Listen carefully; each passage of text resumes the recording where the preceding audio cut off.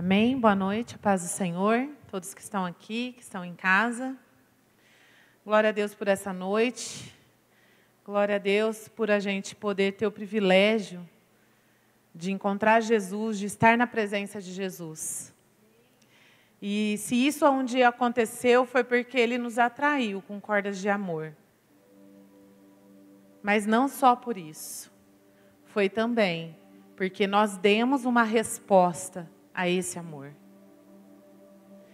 Hoje nós temos a internet. Hoje nós temos muitos veículos, muito mais do que na década passada, de rádio, de televisão, onde o evangelho é pregado. Onde o amor de Jesus é pregado. Então as pessoas estão tendo acesso a esse amor continuamente. Mas a questão é, qual é a resposta que você tem dado a esse amor? Quando Ele quer te atrair com cordas de amor. Se nós estamos aqui, se eu estou aqui, foi porque um dia eu respondi a esse amor com rendição. Eu me rendi de todo o meu coração a esse amor. E se nós nos voltarmos para a palavra de Deus, se nós lermos a Bíblia de capa a capa, se nós prestarmos atenção, nós vamos ver que o tempo todo a Bíblia fala a respeito de homens e de mulheres rendidos. Rendidos ao amor e ao poder de um Deus, de um Pai poderoso. Se nós vemos a história de Jesus, Deus tinha um plano, desde a eternidade, a respeito de Jesus. E para executar esse plano, Jesus precisaria de algumas pessoas. Deus precisaria de algumas pessoas para que Jesus fosse concebido, para que Jesus viesse à terra, não é isso?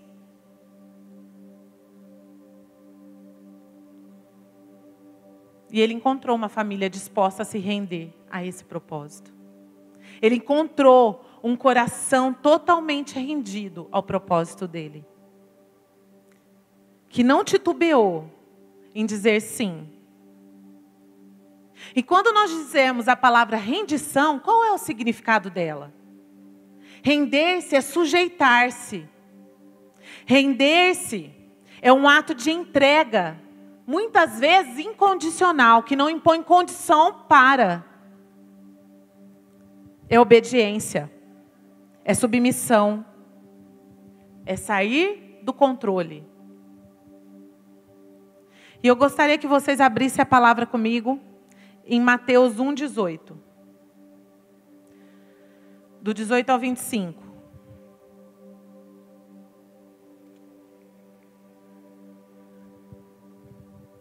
Amém? Ora, o nascimento de Jesus Cristo foi assim: estando Maria, sua mãe, desposada com José, antes que coabitassem, achou-se grávida pelo Espírito Santo. José, seu marido, sendo justo e não querendo difamá-la, resolveu deixá-la secretamente. Projetando ele isto em sonho, lhe apareceu um anjo do Senhor, dizendo: José, filho de Davi, não temas receber Maria como tua mulher, porque o que nela foi gerado é do Espírito Santo. Ela dará à luz a um filho e lhe porás o nome de Jesus, porque ele salvará o seu povo dos pecados deles. Tudo isso aconteceu para que se cumprisse o que foi dito da parte do Senhor pelo profeta: a virgem conceberá e dará à luz a um filho, e o chamará pelo nome de Emanuel, que quer dizer Deus conosco.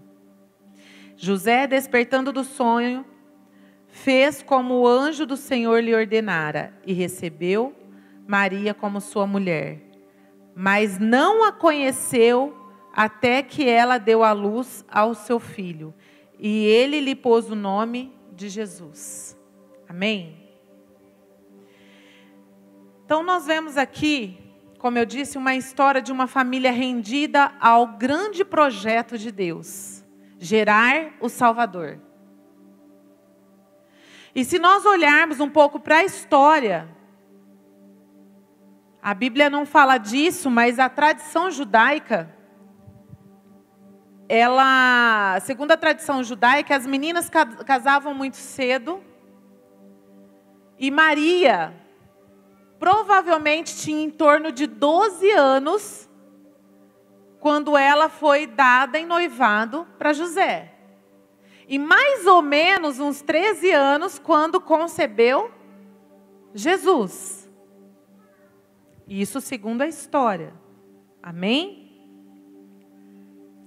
Naquela época, a noiva, ela usava um véu. Quando ela estava comprometida com o noivo, ela usava um véu para andar na rua. E isso significava que ela era uma mulher, uma jovem comprometida.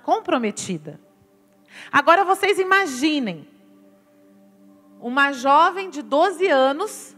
Quantos anos tem tua filha mais velha? 8, né? Imagina, daqui um pouquinho, você dando a sua filha em casamento.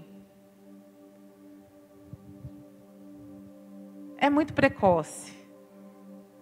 Imagina, é quase uma menina. E Maria se rende. Maria, quando o anjo aqui, nós lemos na palavra, que quando aparece para ela e fala que ela vai conceber o Salvador, ela não titubeia. Maria, olha a ousadia dessa moça, dessa menina. Ela disse sim. Maria não estava nesse momento casada. Naquela época, uma mulher que traía, que adulterava, ela era morta a pedradas. Olha o risco que ela corria. Maria estava noiva de José. Como é que ela ia explicar uma gravidez para José? Do Espírito Santo. Maria não pensou em nada do que ela vivia da sua vida natural. Mas Maria pensou no grande projeto de Deus para a vida dela. Ela entendeu que ela tinha sido comissionada para um grande projeto, gerar o Salvador. E ela disse sim. Ela não temeu perder, ela não temeu morrer. Ela enfrentou, ela estava disposta a enfrentar tudo por aquele projeto. Ela não deu desculpas. Ela creu. A Bíblia fala lá em Lucas 1:38, que fala da mesma passagem, no final ela diz assim: que se cumpra em mim a sua palavra, ou a sua vontade. Por que ela disse a sua palavra? Porque ela sabia que a virgem era ela. Porque a palavra tinha sido dada ao profeta no Antigo Testamento, quando disse que a virgem daria a luz ao filho e chamaria ele de Emanuel. Olha o privilégio. Irmãos, você sabe o que você carrega? Você sabe qual é o privilégio do chamado, do propósito que Deus tem para você?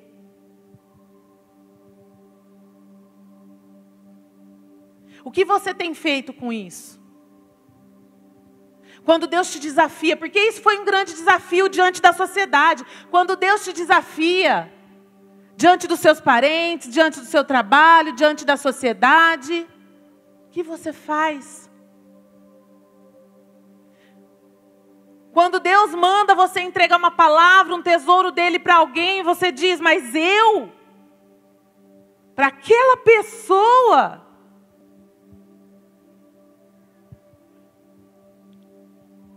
O que você faz?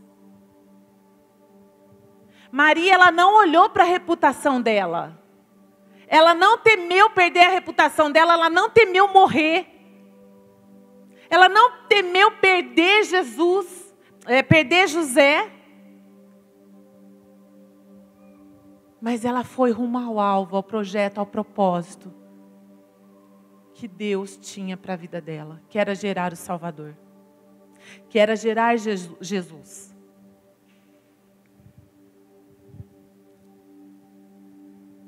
E nós vemos aqui que Maria, ela o tempo todo cuidou, amou, protegeu, de certa forma direcionou a vida de Jesus. Em todos os momentos, do começo ao fim, até o momento da crucificação. Porque ela sabia que ela tinha que fazer o papel de mãe para gerar, para amar, para cuidar. José também aceitou esse projeto, esse propósito, porque ele iria deixá-la.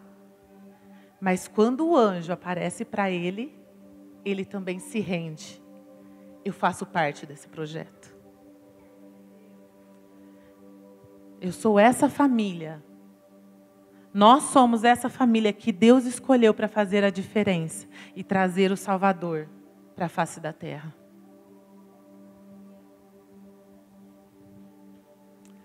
E nós vemos aqui, e eu quero ressaltar nessa palavra, algumas pessoas rendidas, em especial eu quero colocar 3 Marias aqui. Mas falando do aspecto delas de rendição. A primeira é essa que nós estamos falando, é a Maria, mãe de Jesus. Ela está na crucificação, em todo momento ela vê, imagina isso, irmãos. Eu não sei para você, mas o que seria perder Jesus? Entre aspas. Imagina ela perdendo Jesus, o seu Salvador, porque ela sabia que ela estava gerando o Salvador. Ela sabia que ela era a serva. E também o filho amado dela.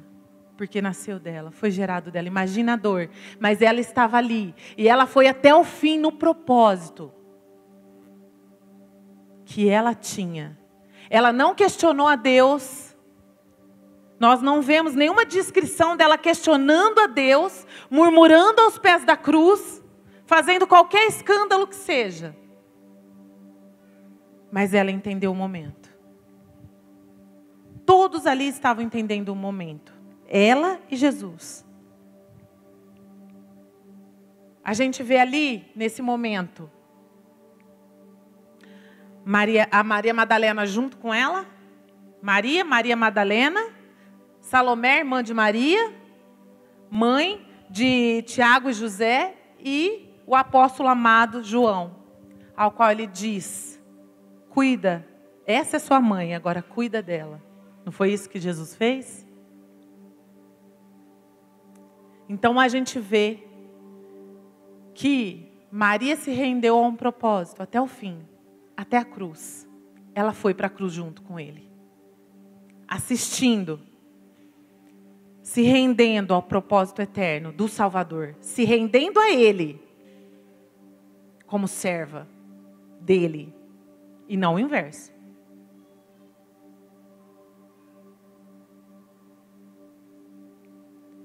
E Jesus, se rendendo ao propósito do Pai, na cruz. Porque chega um momento que Ele diz, Senhor, Senhor, por que me abandonaste? Mas Ele diz, a Ti eu entrego o meu espírito. Ele se rendeu. Por amor de nós. Por amor de uma humanidade inteira, que já aconteceu, que está acontecendo e que ainda vai acontecer, que nem nasceu ainda. Ele já morreu de amor por nós.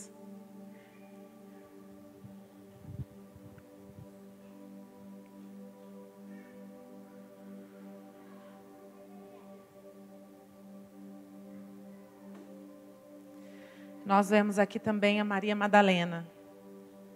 Essa mulher, para mim, é uma expressão de ousadia e gratidão. E nós vemos, Maria Madalena é uma discípula de Jesus. talvez não descrevia tanto na Bíblia, porque antigamente mulheres e crianças não eram contadas.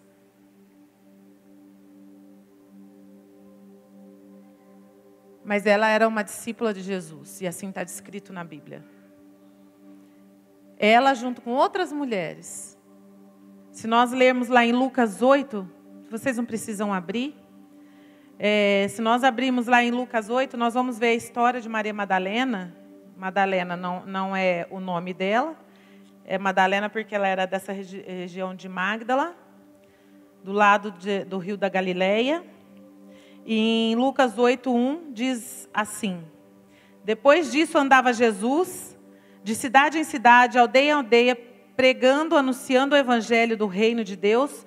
Os 12 iam com ele, e também algumas mulheres que haviam sido curadas de espíritos malignos e enfermidades. Maria, chamada Madalena, da qual saíram 7 demônios, Joana, mulher de Cusa, procurador de Herodes, Susana e muitas outras, as quais os serviam com seus bens. Então a Bíblia fala que elas seguiam Jesus e o serviam com seus bens. Mulheres ousadas. Maria Madalena, como a gente viu, ela estava no momento da crucificação. Ela foi grata por aquilo que Jesus fez na vida dela. Havia espíritos imundos na vida dela. Ela foi curada, ela foi liberta. E ela disse: eu não quero apenas a cura e a libertação deste homem, mas eu quero este homem. Eu vou segui-lo. E eu vou adorá-lo com os meus bens. E assim ela fez. Então nós vemos ela na crucificação. E nós vemos ela na ressurreição. Porque se nós olharmos lá em João 20, quando fala da ressurreição, e Jesus já vinha falando aos discípulos, já vinha falando a alguns, a respeito do que haveria de acontecer, mas a ficha não caía. E no momento em que Jesus é colocado no sepulcro, Maria Madalena não aguenta, e ela sai chorando e vai lá. Ela vai lá, e quando ela chega, ela vê que a pedra não estava fechada. A pedra, o sepulcro não estava fechado, a pedra não estava lá. Ela fica desesperada. Ela se desespera, ela vai e conta a Pedro, a João, vai lá contar aos discípulos: olha, o sepulcro está aberto e o corpo dele não está lá. E era uma questão de honra sepultar aqueles que foram naquela época. Sumir com o corpo seria uma desonra. Essa mulher honrou a Jesus do começo até o fim. Ela se desesperou, ela começou a chorar, a procurar, veio Pedro, veio João, começou a procurar, viu que ele não estava lá. E esses saíram, voltaram, mas Maria Madalena sentou ali e chorou, inconformada: cadê ele? Cadê o meu Jesus? Cadê? Nesse momento, chega ela e fala: Maria, mulher, por que choras? Cadê o meu Senhor? Levaram ele daqui. Diga a mim aonde ele está, onde o puser, e eu vou buscar. Uma mulher pegando o corpo de um homem. Eu vou buscar. Ela era ousada.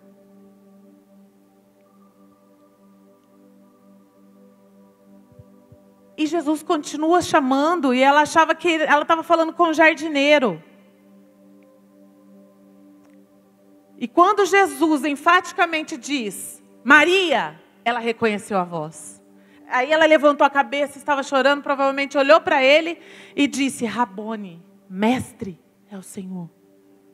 Imagina isso. Foi para uma mulher ousada, rendida, grata, que ele apareceu primeiro. E foi a ela que ele deu a incumbência de dizer que ele estava vivo. ele tinha ressuscitado. Olha que coisa tremenda isso.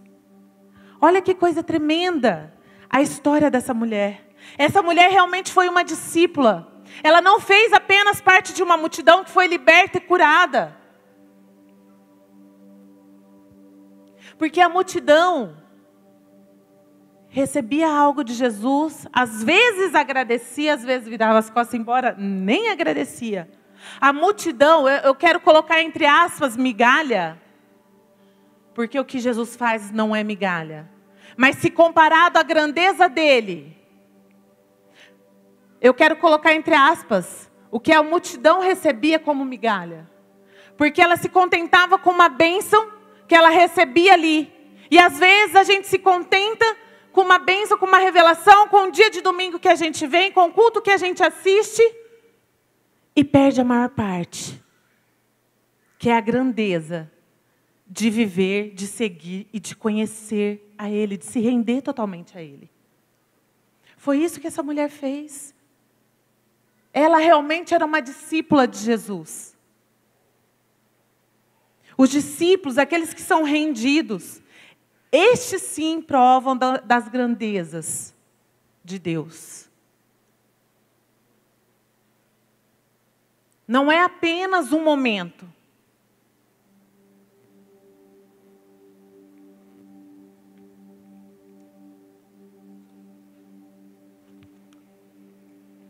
Outra Maria. Eu preciso correr um pouquinho aqui. A outra Maria é a Maria Betânia. De Betânia, né? Betânia não. É a Maria de Betânia.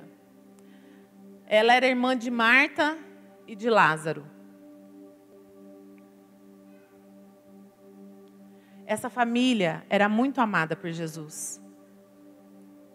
E, segundo a história, era uma família de posse. Era bem estruturada. Eles eram realmente amigos de Jesus. A gente vê na história, né, que Jesus entrou na casa e estava lá Marta e Maria. Se a gente lê em Lucas 10, estava lá Marta e Maria. E ele foi à casa delas e, estando ali sentado, Maria se assenta aos pés dele para ouvi-lo falar, para aprender dele, para receber dele, para falar com ele. E Marta, ela estava rendida aos afazeres. Talvez ela até queria agradar o coração de Jesus. Ela amava Jesus, e Jesus amava ela. Mas ela estava mais preocupada e mais rendida aos afazeres do que à presença. Tanto que Jesus, quando ela pede para Jesus repreender Maria, ele fala: Marta, Marta, você não está entendendo nada. Maria escolheu a melhor parte. Onde Maria estava? Onde Maria estava? Quem me ajuda? Aos pés. Aos pés. Sentada, ouvindo. Aos pés. Maria seguindo os passos de Jesus. Infelizmente, às vezes, tem muita gente, muita geração de hoje, que quer seguir as mãos, aquilo que Jesus faz, e não está preocupado em seguir os pés. Andar como Jesus anda, aprender com Jesus, fazer como Jesus. E isso faz toda a diferença. É isso que fez o coração de Jesus se render. Sabe aquela coisa irresistível?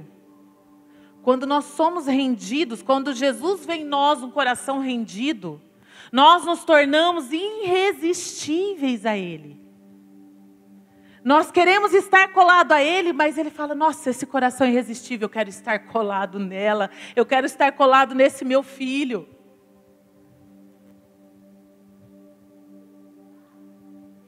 Nós vemos isso nessa história. A gente sabe quem é que conhece mais alguém? Quem é que conhece mais alguém? É aquele que convive mais. De certa forma, é aquele que convive mais. Não é aquele que passou 5 minutos com alguém. Não é? Então, aquele que convive mais, aquele que conversa mais, aquele que se relaciona mais, aquele que ouve mais, aquele que atenta mais, é aquele que acaba conhecendo mais a forma de pensar, a forma de agir, a forma de sentir. Não é assim? É assim. E Maria entendeu isso, descobriu e fez a melhor parte. Essa Maria é a mesma que enxugou os pés de Jesus com perfume caro. Ela enxugou os pés de Jesus como uma forma de honra e adoração, 6 dias antes da Páscoa. Olha só. Ela foi como um ato de adoração e lavou os pés de Jesus. Olha onde ela estava, Maria, de novo. Onde ela estava? Aos pés de Jesus. Maria foi aos pés de Jesus. Dessa vez ela unge os pés de Jesus e seca com os seus cabelos, como uma expressão de rendição, de adoração, de submissão. E o que aconteceu? Vocês lembram? Aconteceu que um dos discípulos veio e criticou. Nossa, mas para que isso? Um negócio caro desse? Daria para vender, pegar o dinheiro e dar para os pobres. Será que ele estava interessado em fazer muita doação para o pobre? Será que isso fazia parte do caráter dele, se nós olharmos toda a história? Ou será que ele estava pensando nele? Ele estava pensando em ele receber, e até de uma forma imprópria, indigna.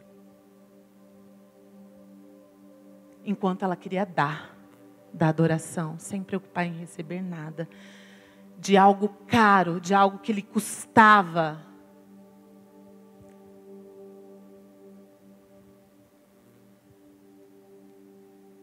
Sabe, queridos, eu vou te dizer uma coisa. Quando você é capaz de ouvir a voz de Deus e atender quando Ele te manda fazer loucuras, ou você, no seu coração, tem o desejo de adorá-lo de uma forma extravagante, não espere que todos vão lhe entender. Porque isso não vai acontecer. Nem mesmo aquele que andou com Ele não entendeu.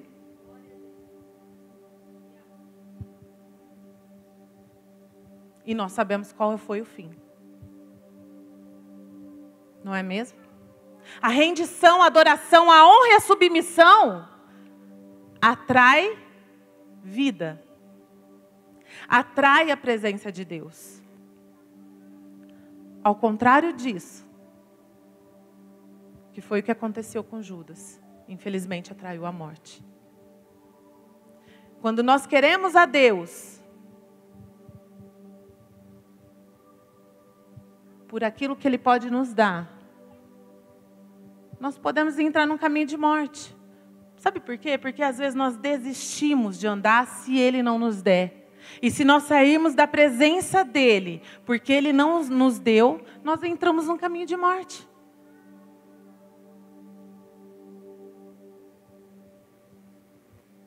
Em João 11:20, a gente vê a passagem quando Lázaro ali falece.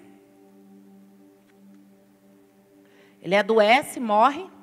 Elas, desesperadas, mandam avisar Jesus. Jesus tranquilamente diz que não iria voltar. E ele não poderia voltar em instantes, porque ele estava sendo ameaçado de morte com seus discípulos. E passou alguns dias, Jesus disse, agora nós vamos voltar para os discípulos. Ele falou, o senhor está doido? Vai voltar lá? Agora mesmo eles estavam querendo matar todos nós, e o senhor quer voltar para que nós morramos? Ele falou, vocês não estão entendendo nada. Eu vou voltar para trazer vida e não morte. Aonde Jesus está, não há morte. Até aquilo que era para dar errado, dá certo. Os planos de Deus, ele nunca vai ser frustrado. Apenas se você não cooperar com Ele.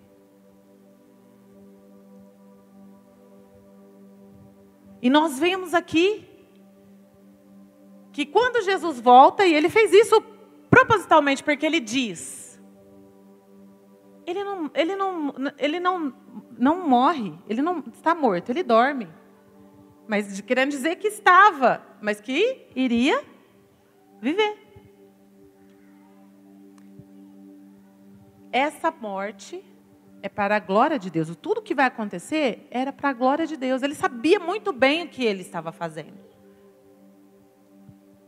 E quando a gente vê ali que Jesus volta e elas ficam sabendo que Jesus voltou, o que acontece? Quem que é a primeira que sai correndo? Alguém arrisca aí, lembra? Quem que é a primeira que sai correndo ao encontro dele? Hã? Eu não ouvi. Alguém falou alguma coisa? Eu não ouvi. Hã? Marta, muito bem. Marta, ansiosa, afoita, né? Ela chegou lá e falou assim, Jesus, mas agora que o Senhor vem? Se o Senhor tivesse vindo antes, ele não teria morrido. Porque elas sabiam que era Jesus. Provavelmente elas viram Jesus, já tinham visto Jesus curar, Jesus libertar. Então, se até onde Lázaro estava morto, Jesus podia curar.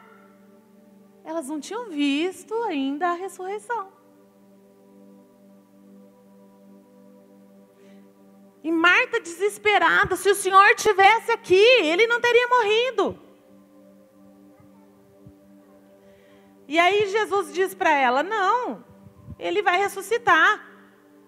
E ela questiona, eu sei que ele vai ressuscitar. Ela está falando da glória, né? Lá na glória, ele vai ressuscitar. Ela não entendeu o mistério que Jesus estava falando daquele momento. Ela não conseguia entender. Do mesmo jeito que quando Jesus mais à frente dizia, né, para tirar a pedra do túmulo, ela olha para Jesus e fala assim, que? Vai tirar? Mas já tem dias que está isso aí, cheira mal. Irmãos, quantas vezes Jesus, numa situação difícil que a gente está, fala assim, faz isso, faz aquilo, e você, ao invés de obedecer, fica falando para ele, mas Jesus, cheira mal, mas Jesus, isso não vai dar certo, mas Jesus já morreu. Talvez sonhos, projetos, propósitos, situações, enfermidades que você olha para ele e fala, não tem mais jeito, e você para e fica olhando para o túmulo o tempo todo, para aquilo que morreu e falando, não tem mais jeito. Fede, cheira mal, é ruim, eu não estou gostando.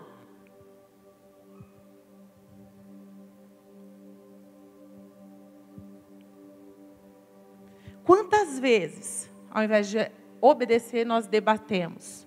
Nós justificamos. Até com Deus.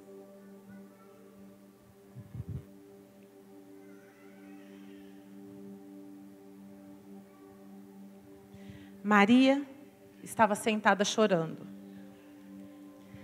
E tinha alguns amigos em volta. Marta volta e chama Maria e diz, Jesus está aí. E te chama. Maria vai ao encontro de Jesus. O que Maria faz quando vai ao encontro de Jesus?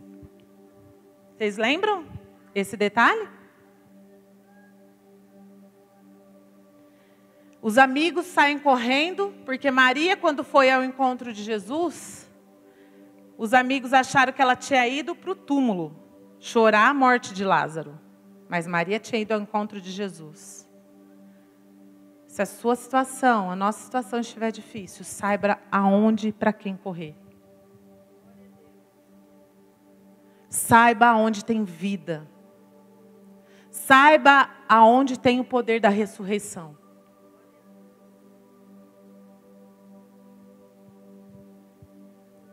Ela correu para Jesus. O que Maria fez quando ela encontrou com Jesus?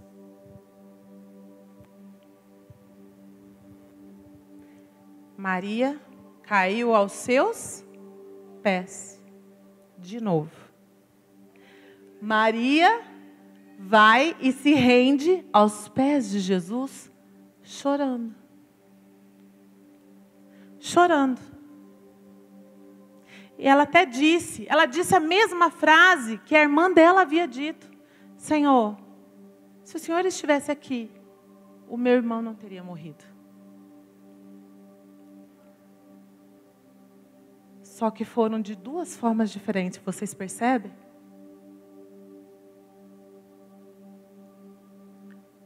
Uma questionou, justificou, debateu. A outra se rendeu, chorou, adorou. Até disse, Senhor, eu creio que se o Senhor estivesse aqui, o Senhor teria feito alguma coisa, porque o Senhor amava o meu irmão Lázaro. E o que acontece nesse momento?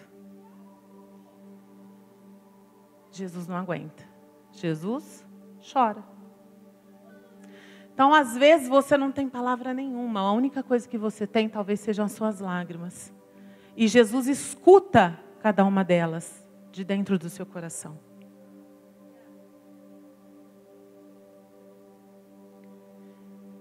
E se isso for num ato de rendição, isso é irresistível para Ele. Sabe por quê, irmãos? Porque em Salmo 51, um salmo de Davi, ele diz que um coração rendido, um coração contrito, arrependido e quebrantado, o Senhor não resiste. Estou falando que a rendição é irresistível ao Senhor. Está dizendo aqui. Ele não resiste. Ele vem. E aí nós sabemos o que aconteceu, não é mesmo? Aí a gente viu o poder da ressurreição e da vida.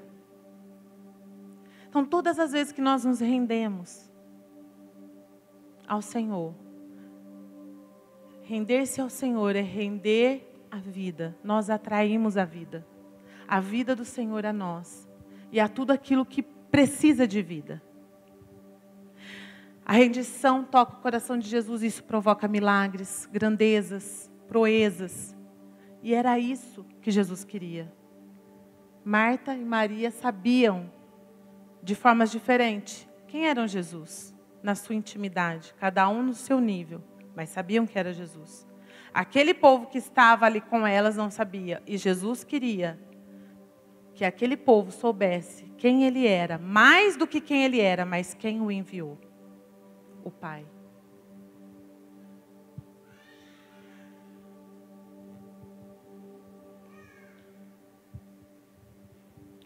Sabe, queridos, através da rendição de uma pessoa,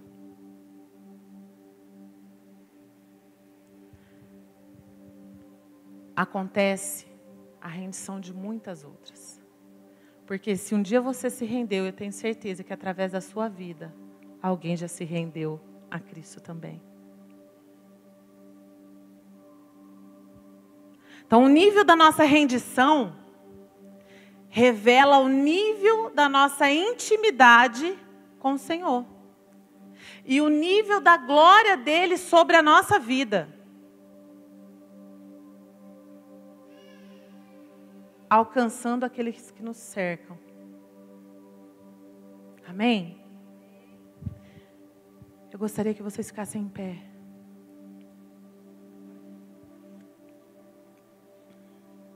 Gostaria de chamar o pessoal do louvor. Eu gostaria que nós, nessa noite, pudéssemos meditar, pensar a respeito disso. Render-se. Rendição. Ah, Elisandra, mas eu já me rendi, eu já fui salva, já entreguei minha vida para Jesus. Você está satisfeito no nível que você está? Eu estou falando de mamana caducano. Eu estou falando para homens e para mulheres. Eu estou falando para líderes e para ovelhas. Você está feliz no nível que você está?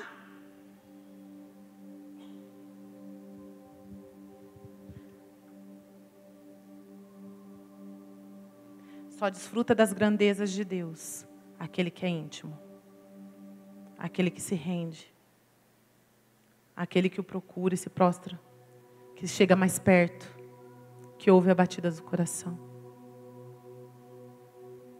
pelo qual ele clama.